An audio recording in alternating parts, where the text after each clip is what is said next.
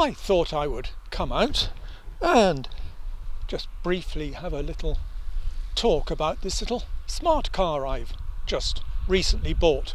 I've come out to what I thought was the middle of nowhere, but in fact it's quite a busy little side road.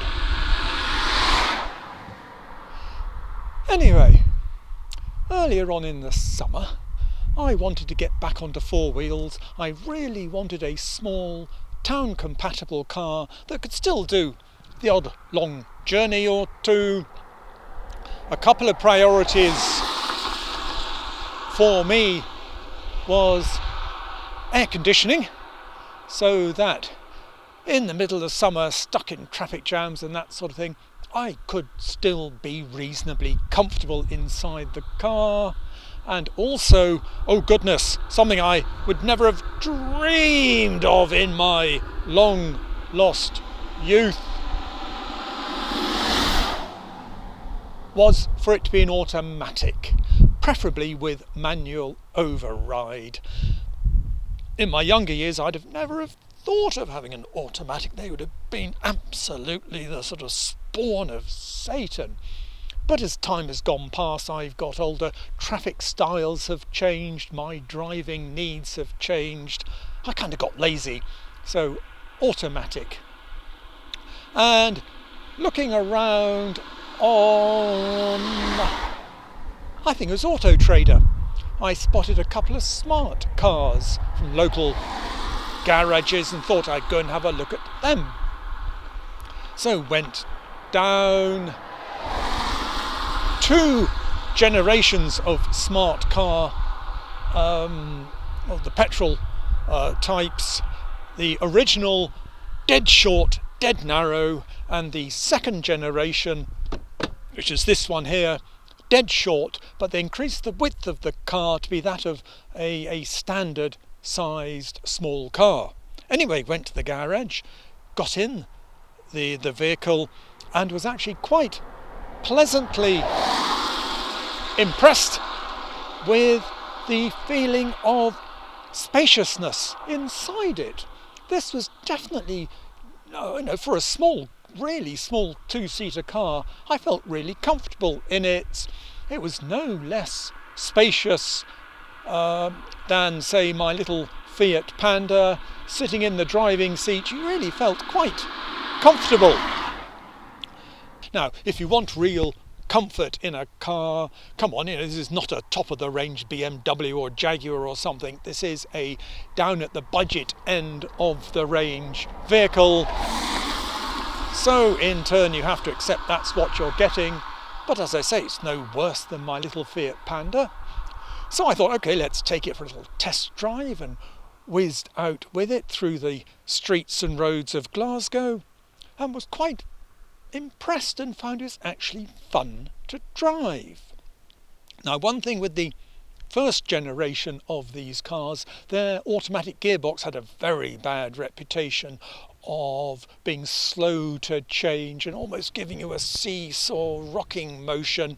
But one of the things they did do with this second generation vehicle, as well as making it a bit wider, they really did upgrade the gearbox, and it's for any sort of gearbox, it is actually really, really nice.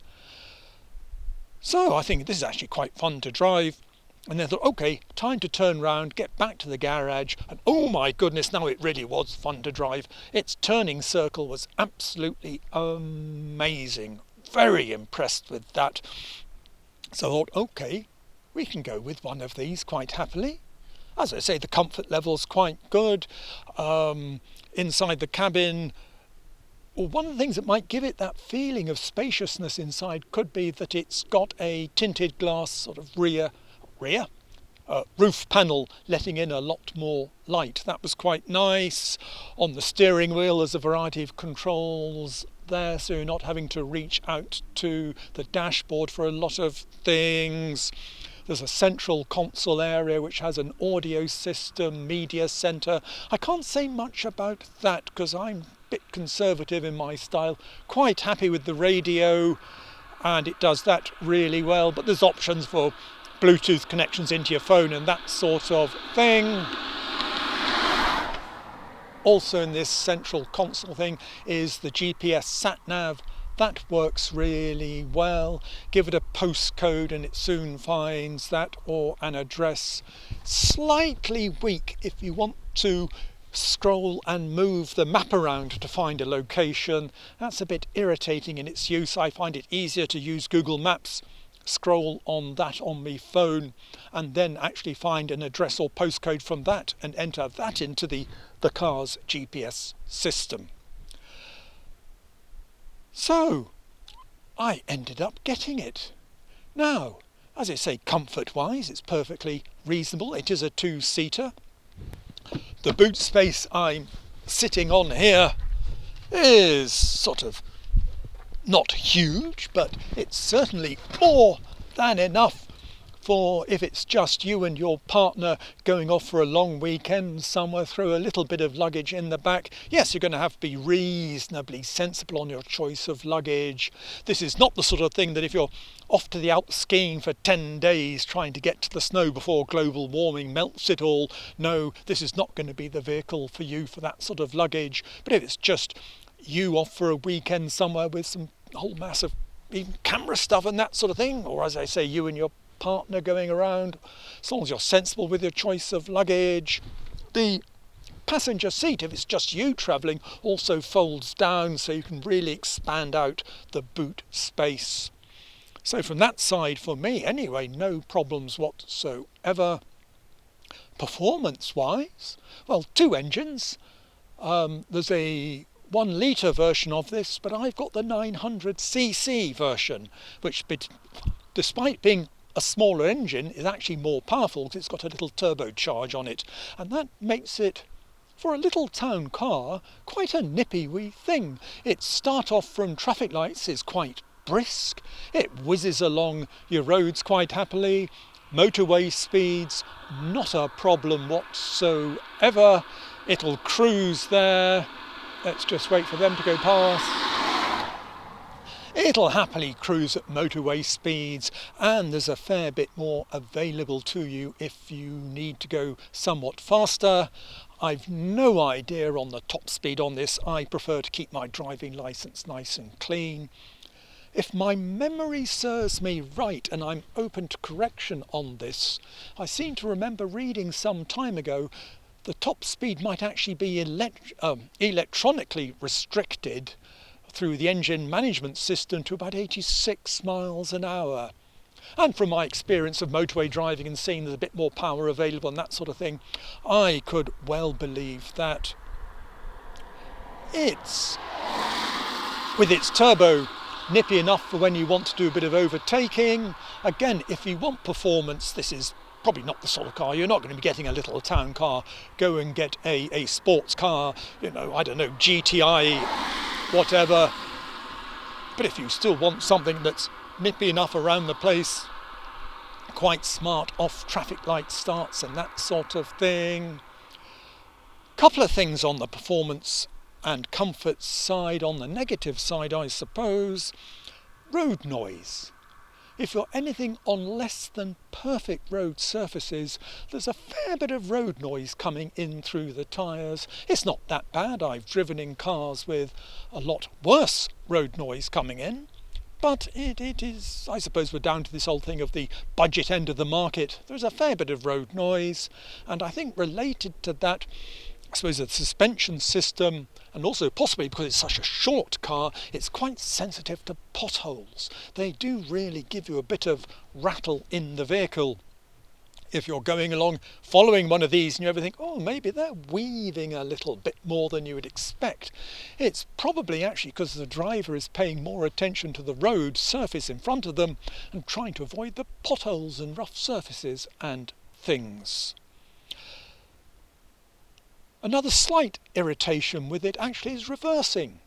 There's a bit of a limited view out of the rear window. Not a problem when you're driving along the roads in general. You've got your wing mirrors and that sort of thing.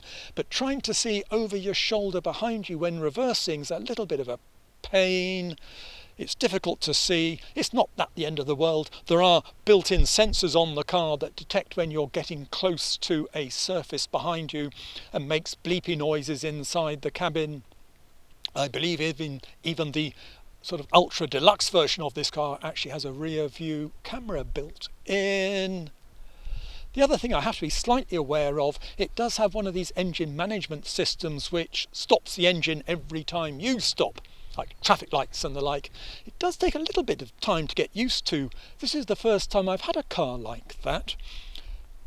Not a problem at traffic lights, because by the time the traffic lights have cycled through, you've worked the pedals, the engine started up, and you can actually get away from traffic lights quite quickly.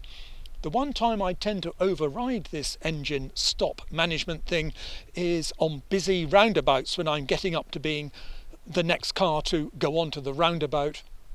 I don't want the engine suddenly to stop just as I'm about to go on the roundabout. Sometimes on these occasions you want to be fairly nippy in getting out. I want to know I can do that confidently. Or the other thing, thinking about, say, approaching a roundabout, this is a turbocharged car, and it does have that sort of turbo lag that if you're gently coming to something like a roundabout, slowing down, you're going quite slowly, engine RPM really low down, and you suddenly want to accelerate really hard, there is a little bit of a lag there. I think I'm going to have to get practiced into, in this situation, dropping down into the manual gearbox situation where I have a greater control of the gearbox and then keeping up the engine RPM that little bit higher as I'm approaching the roundabout, so the engine's working that little bit harder and the turbo then will kick in quite quickly.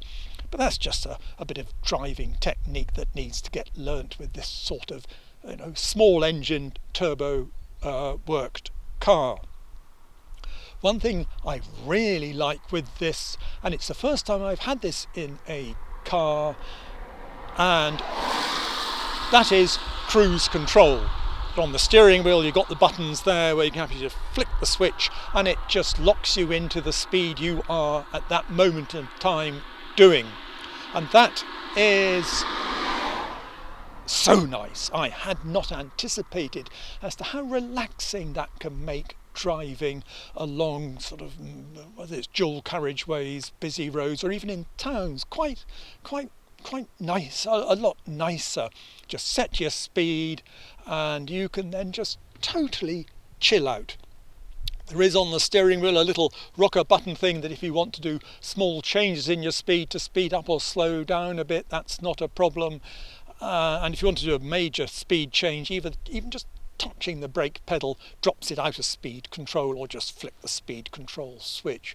But being able to lock it on, just if you're on a slightly busy dual carriageway or something, just drop it down to 60 miles an hour or whatever, and I just find that it makes driving so much more relaxing. And certainly on my next car, whatever that may be, I will definitely want to see that there. What else to say about this little thing? I've had it out on some quite long journeys, those of sort of 4 or 5 hours, heading across into the Highlands of Scotland. It whizzes along there quite nicely, perfectly good on motorways, whizzes around towns. I am quite, I'll say, pleasantly surprised with its performance. To say that if for some reason this car, I don't know, got stolen or something, or crashed or whatever, and the insurance companies turned around and said, okay, we will offer you the same again, would you be happy with that, or would you want something different? No, I would be quite happy to stick with another one of these. One thing I will add, I forgot to mention on the performance side, fuel economy. Now, going around the place in general, bit of motorway work, town work, dual carriageway, just performance in general, I have found I'm getting around the 60 mile to the gallon. That is my sort of target to which I can regularly achieve. Anyway, the temperature outside at the moment here is, I think, just above freezing. There's some sort of frosts and maybe even a little bit of residual snow on the ground just around beside me here. So I think it's time to stop this and go and warm up somewhere and have another little drive around in my little smart car. Okay, goodbye.